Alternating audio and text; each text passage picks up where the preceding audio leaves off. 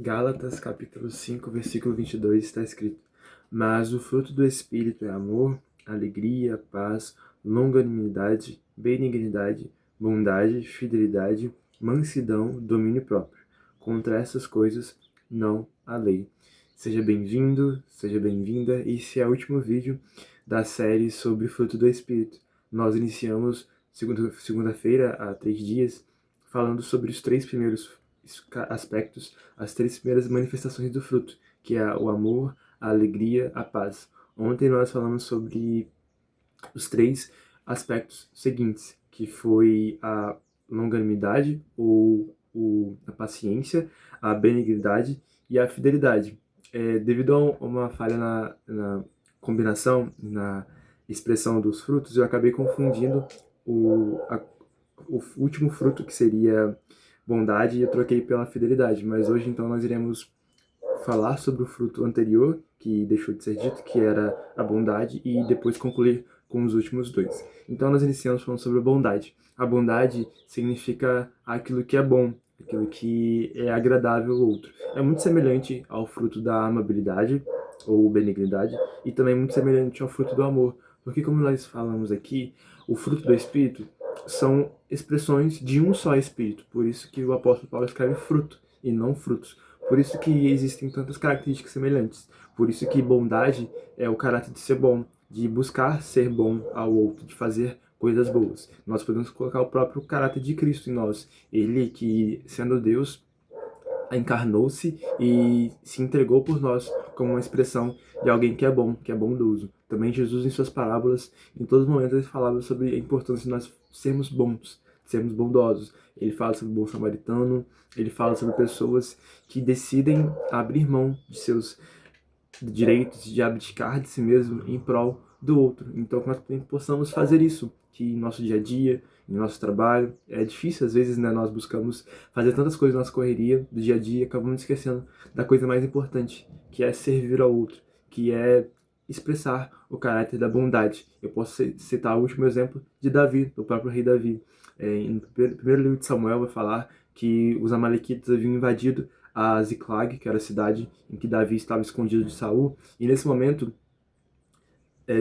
Davi tinha um grande dilema, porque os amalequitas haviam levado os filhos, as esposas dos soldados de Davi, e ele tinha essa questão. Ele precisava recuperar os despojos da guerra, e nesse momento, enquanto ele estava nessa urgência para poder ir contra os amalequitas, ele encontra com um homem, um servo egípcio que havia sido largado no meio do caminho. Davi podia ter essa ação de seguir o seu caminho e não ter curado, de não ter tratado do servo egípcio, mas ele decide agir com bondade, ele decide expressar o caráter bondoso de Deus e serve e trata ao servo egípcio que estava largado no meio do caminho. Que nós possamos também, ainda que seja difícil, ainda que seja desfavorável, às vezes desvantajoso para nós, ajudarmos os outros, expressarmos o caráter da bondade, mas que nós também possamos fazer o mesmo, porque Deus também é um Deus bondoso.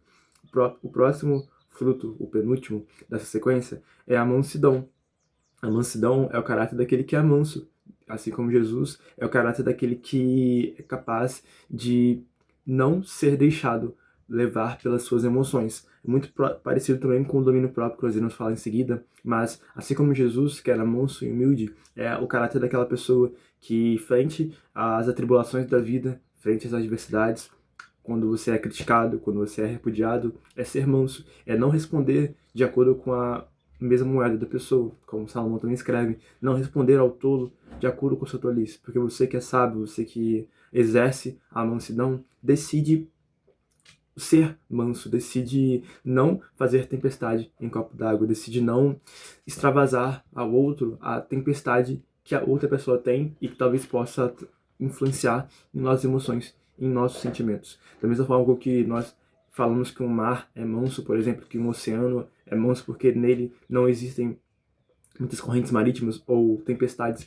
que viriam a prejudicar aos marinheiros, nós também precisamos ter esse caráter manso, esse caráter de alguém que é capaz de, frente às dores, aos sofrimentos da vida, permanecer manso, permanecer humilde, porque também nós devemos e desejamos expressar o caráter de Cristo em nós. E é claro que a mansidão aqui não é apenas um caráter da personalidade de alguém, não é algo inato, não é algo natural. É claro que existem personalidades, traços de personalidades que são mais suscetíveis à mansidão. O caráter da introversão, talvez, o caráter da conscienciosidade, que é o contrário da extroversão, que é a pessoa que é mais explosiva, da pessoa que é mais dominante. Mas aqui o caráter da mansidão para o fruto do Espírito não é algo natural, é algo que é desenvolvido a partir de nós nascermos de novo. É claro que é natural no sentido espiritual, mas não é natural no sentido de nós mesmos, por nossa própria força, exercermos a mansidão, sabe? Então é deixar o controle